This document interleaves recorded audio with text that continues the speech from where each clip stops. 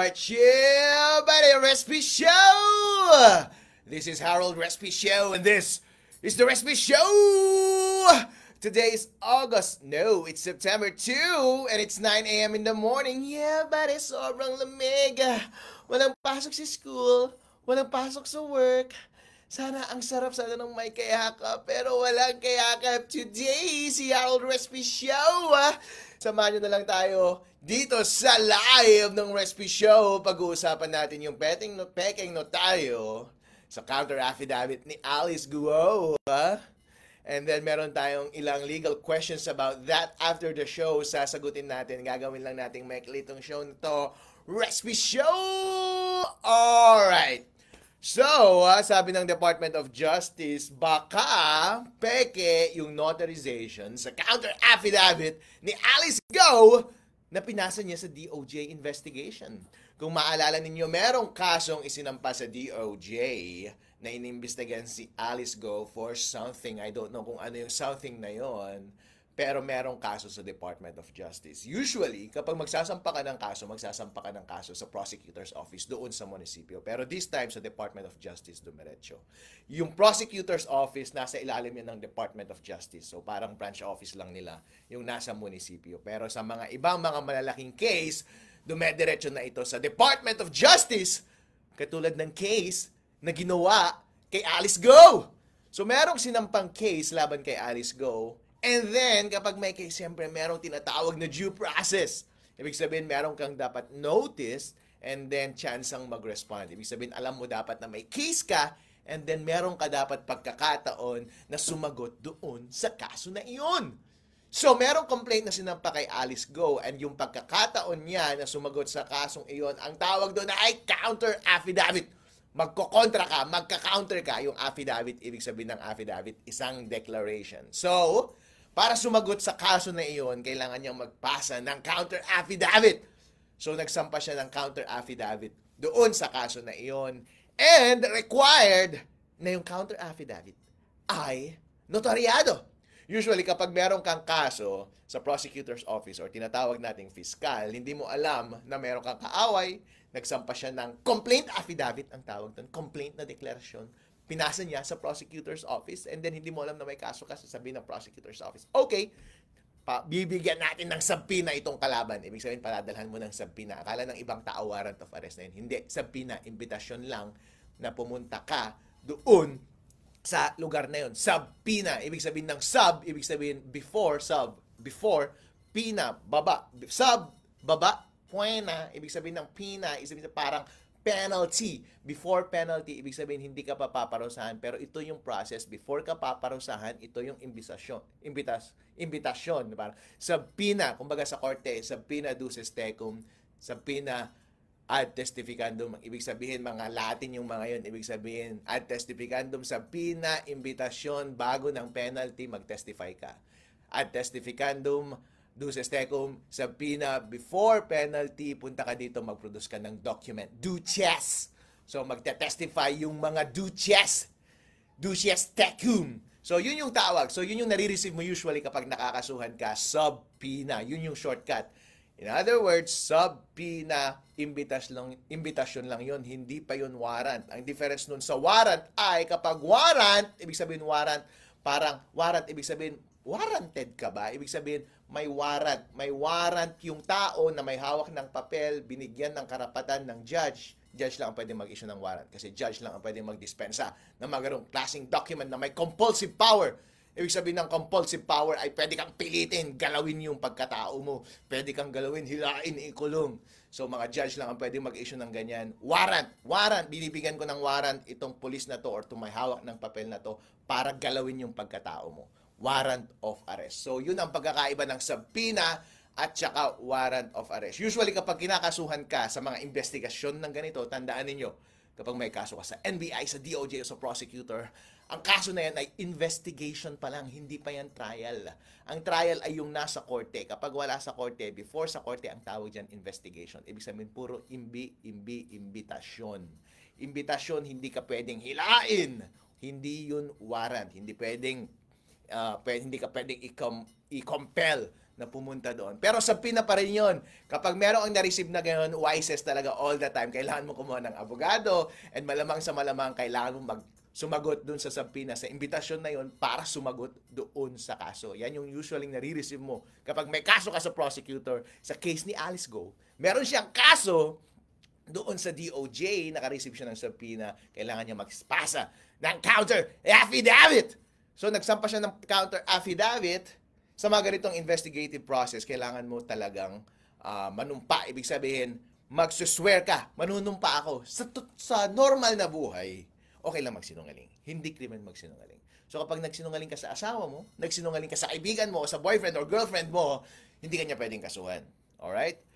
Pero, merong additional process kapag ginagawa mo yan sa batas or sa gobyerno, kailangan mong manumpa. Pex man, mamatay man, kailangan mong manumpa. So bakit mo kailangang manumpa kapag sa mga ganitong proseso? Hindi lang basta-basta na nagsulat ka ng letter or magsalita ka sa harap, hindi mo panunumpaan. Bakit?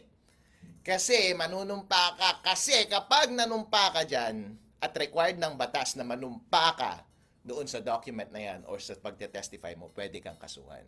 So, kapag nanumpa ka sa isang papeles, tapos nagsinungaling ka doon, ang kaso doon ay perjury. Kapag nanumpa ka, tapos nag-testify ka sa court, nagsalita ka, hindi sinulat, pero nanumpa ka pa rin, di ba? Kapag magte-testify ka, parang, I swear to God to tell the truth and nothing but the truth. Under oath, required ka. Dahil required yun ng batas at kapag hindi ka nagsabi ng totoo, merong kapalit yun. Ang tawag doon na kaso ay false testimony. Kaya, sa mga ganitong formal na process, merong additional formality na panunumpa para kapag hindi ka nagsabi ng totoo, ay pwede kang kasuhan. Kaya, sa mga ibang bagay na hindi ka na nanunumpa, normal na pagsisinungaling, hindi ka pwedeng kasuhan. Alright? Yun yung essence, kaya required manumpa every time na gagawa ka ng, rine-require ng batas or rules na manumpa ka sa mga bagay-bagay na to para kapag nagsinungaling ka, pwede ka namin kasuhan. Kasi kapag hindi required manumpa, ibig sabihin, pwedeng magsinungaling as far as the law is concerned. O, di ba? Pero, Attorney Harold Respi Show, bakit parang hindi natin masyadong pinagbibigyan ng kahalagahan yung notary public na yan at saka yung panunumpa na yan? Ang dami pa rin nagsisinungaling sa mga kaso na nagwi-witness. Ang dami pa rin nagsisinungaling sa kanilang affidavit. Bakit? Ang isang simpleng sagot dyan ay dahil hindi pinoprosecute. Ibig sabihin, dapat parusahan sa totoo lang. Sa isang perfectong mundo, may kaso yan, dapat kasuhan mo, dapat kasuhan. Pero sa totoong buhay dito sa practice, wala pa akong nakita, at least sa practice kung napakatagal na willing itong justice system natin, yung mga prosecutor na, alam ko nagsinungaling ka dyan, kakasuhan kita. Alam ko nagsinungaling ka sa witness stand, isa-cite kita for contempt, sabi ng judge. Or kaya kakasuhan, dapat i-recommend ko na kasuhan ka ng perjury dito sa prosecutor na to. So, hindi willing yung mga prosecutor na gawin yan. Hindi ko alam kung bakit. And yung jurisprudence din kasi medyo mahina. Parang walang masyadong jurisprudence na nagko-convict ng perjury at saka false testimony. So, hindi masyadong willing yung prosecutor na mag-prosecute. Hindi masyadong willing yung judges na mag-convict ng false testimony at saka perjury. Kaya nagkaroon ng culture na mahilig tayong magsinungaling sa ating mga affidavit and mahilig tayong magsinungaling sa ating mga testimony sa court. Kaya madalas binabaliwala itong mga panunumpa na ito dahil alam natin na hindi tayo hahabulin ng batas. Yeah, pare! So, sa situation ni Alice Go, parang ganun din ang ginawa niya sa counter affidavit, binaliwala niya. Kaya mapapansin ninyo kapag nagtatransaction kayo sa mga deed of sale sa mga kakilala ninyo, madalas, marami, hindi ginagawa yung panunumpa sa harap ng notary public. Ang manunumpa ka dapat yan, manunumpa ka, ibig sabihin, manunumpa ka sa affidavit, ay swear ka ng oath. Kaya ang nakalagay parati sa notary public na linya, ang ikli-ikli ng linya na to, hindi ko magets. Yun na yung effect. Formality lang naman yan. Gawin mo na, wala na akong pakialam dyan. Actually, may ibig sabihin yun. Yung linyang nakalagay na subscribed and sworn to before me. Napaka-iksi. Actually, ang pwede mong sabihin doon ay, ang ibig sabihin doon, kapag isusulat mo ng mahaba ay, merong humarap sa akin sa harap ko, ang pangalan ay Harold Respicio, nakilala ko siya, Harold Respicio, at nanumpa siya sa harap ko. At subscribed, ibig sabihin ng subscribed, at pumirma siya sa harap ko. At nanumpa siya na totoo yung dineklara niya dito sa document na to. Pero ang galing ng nagsulat ng verbiage na yon ng notary, napakaikli, pinaikli niya ng sobrang ikli. Ang sabi lang niya, subscribed and sworn to before me. Diba? Subscribed, sworn to before me. Napaka-efficient. Ibig sabihin ng subscribe, pinirmahan, sworn to, ibig sabihin, nanumpa siya, before me, ibig sabihin, nasa harap ko siya nung ginawa niya iyon, di ba? Napaka-efficient. So, lahat ng notaryo ay dapat magpakita sa harap ng notary public kasi kailangan mong manumpa. Effective yun dahil kung nagsinungaling ka dyan at required ng batas na kailangan mapanumpaan mo yung document na yan, ay pwede ka dapat kasuhan. Ganun dapat ang nangyari sa counter affidavit ni Alice Go. Dapat nanumpa siya. Usually kasi kapag mga ganyang investigation, actually, kapag masabi na mga ganyan sa mga prosecutor sa DOJ, dapat nga magpakita ka doon ng personal eh. At hindi ka basta-basta manunumpa sa kahit kanino. Nasa rules yan ng DOJ na dapat kang manumpa sa harap mismo ng prosecutor, para sa harap ng judge ka nanunumpa. Na, di ba, para kang witness mismo doon sa process na, Judge! I will tell the truth and nothing but the truth. Parang ganun. Since hindi ito trial usually yun ang gagawin mo. Pero kapag nasa investigation ka lang, prosecutor lang yung kaharap mo, parang ganun din yung ginagawa. Nanunumpa ka sa harap ng prosecutor. Same effect. I swear, sa sinabi ko dito, yun ang ginagawa mo. Pero I guess, yung ginawa ni Alice Go, usually kung minsan, kung hindi ka talaga nakapagpakita sa prosecutor's office, pinagbibigyan nila na ipanotaryo mo na lang sa labas, nag-swear ka na lang sa ibang notary public para doon sa document mo. So Attorney Harold Respicio, so hindi siya nanumpa doon sa document niya, wala siya doon. Paano nalaman na hindi siya nanumpa? Well, pinalabas nila na nanumpa siya, di ba? So sinertify na nandito siya, nanumpa siya, nag-swear siya sa document na to na counter affidavit, pinasa sa prosecutor's office. Yun ang pinasa nila sa DOJ. Pero nalaman nila nung nag-testify yung kapatid niya, na on that date, na sinabing nanumpa siya sa kanyang counter affidavit at pinirmahan niya, ay wala na daw sila sa Pilipinas. Oh yeah, wala na daw sila sa Pilipinas. In other words, pinapalabas nila na nanumpa sila sa harap ng notaryo nung nandito sila, nung pinirmahan niya yung counter affidavit. Pero wala na pala siya sa Pilipinas, so ibig sabihin nagsinungaling siya doon. So patay si Alice Go at patay yung sino mang notary public na gumawa noon. So, ano ang pwede ikaso kay Alice Go dahil dyan? Tulad ng sabi ko kanina, ang pwede ikaso ay siguro nag-falsify siya ng document. Sinabi niya na hindi, actually yung notary na part ay hindi yun na authorship ni Alice Go. Kapag nagsulat ka ng affidavit, yung authorship mo is pinipirmahan mo. Ang dinedeclare mo ay yung mga, ako si Harold, ito ang ginawa ko on this date, nandito ako on this date. Yun yung dinedeclare ko. Pero yung notary part, hindi ko yung declaration. Declaration yun ng notary public, yung taong pinanunumpaan mo. Kaya ang nakalagay doon kapag nagsasalita, nanggagaling sa kanya yung boses. Kaya sabi niya, subscribed and sworn to before me. Sabi niya, dinedeclare niya, sa harap ko, nagpakita. Itong si Alice Go. At pumirma siya at nanumpa siya sa harap ko na itong document na to na ipinakita niya sa akin ay kanyang deklarasyon. So, authorship iyon ng notary public.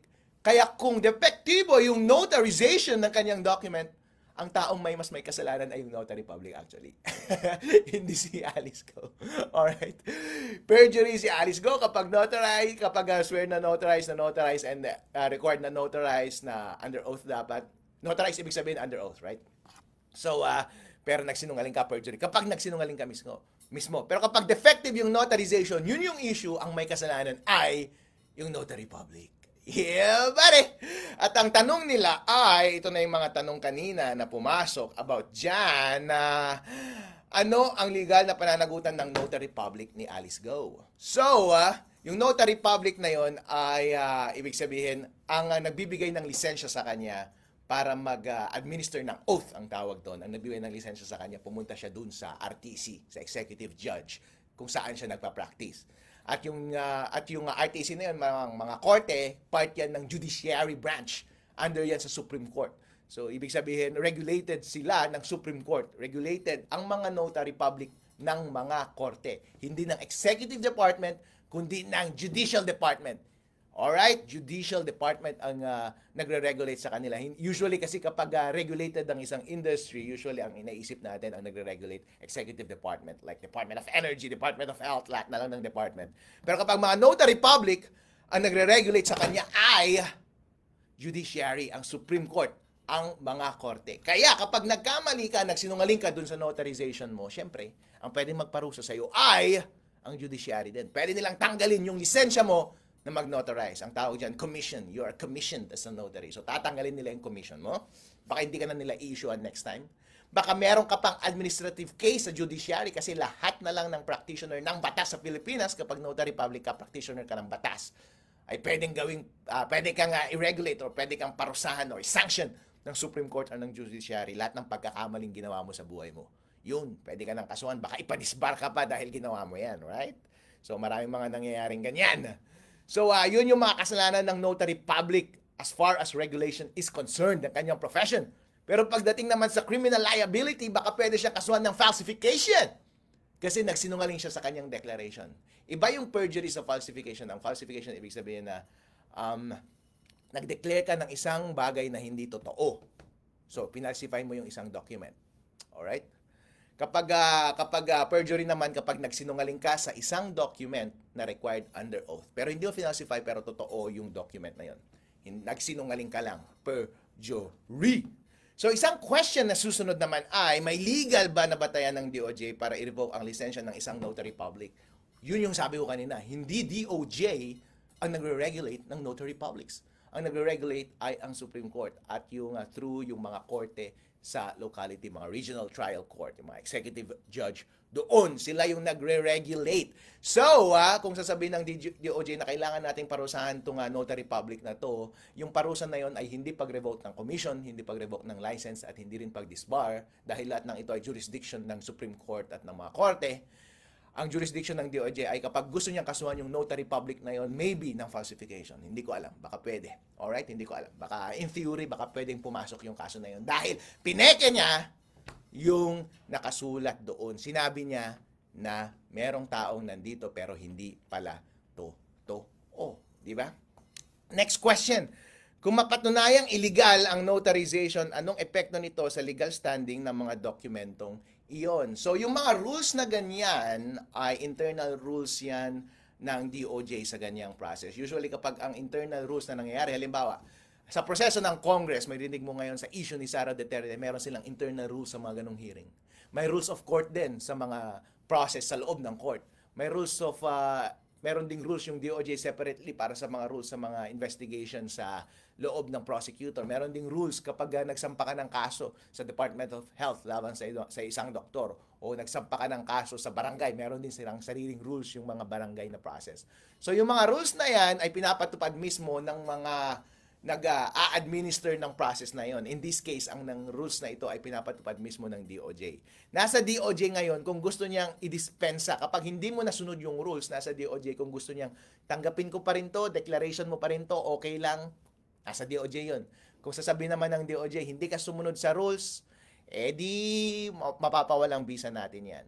So, ang presumption nito ay kapag hindi mo sinunod yung rules, ang default yan ay syempre, walang visa yung ginawa mong papeles. Pero, tulad ng sabi ko, actually, malamang ang gagawin dito ng DOJ, pwede niyang i-acknowledge pa rin yung submission na yon at pwede niyang gamitin yon laban kay Alice Go kung anumang declaration na pwede niyang gawin yon. Kasi, ang taong nagbibigay ng rule, parang yung nanay mo, sabi niya, dito sa bahay, bawal ang magpasok ng tsinelas. Pero siya mismo, pwede niyang pumayag kapag merong tao nagpasok ng tsinelas. So, yun ang nature ng rules. Kapag meron kayong question na legal, mag-post lang kayo dito sa comment mag-post lang kayo ng comments dito sa post na ito. Sasagutin natin sa next episodes. Marami kaming post na linalagay mula sa Respicio & Company Law Firm. Meron kaming account sa Facebook. May account kami sa TikTok. May account kami sa YouTube. And meron kaming account sa Instagram. Bantayan nyo kami doon. Maraming lumalabas na video galing sa aming mga lawyers dito sa Respicio & Company Law Firm and galing kay Attorney Harold Respicio. Post lang kayo ng question at try natin sagutin lahat yan. Abangan ninyo ang mga shorts namin at aming mga shows katulad nito. Alright? Yeah, pare! Respicio!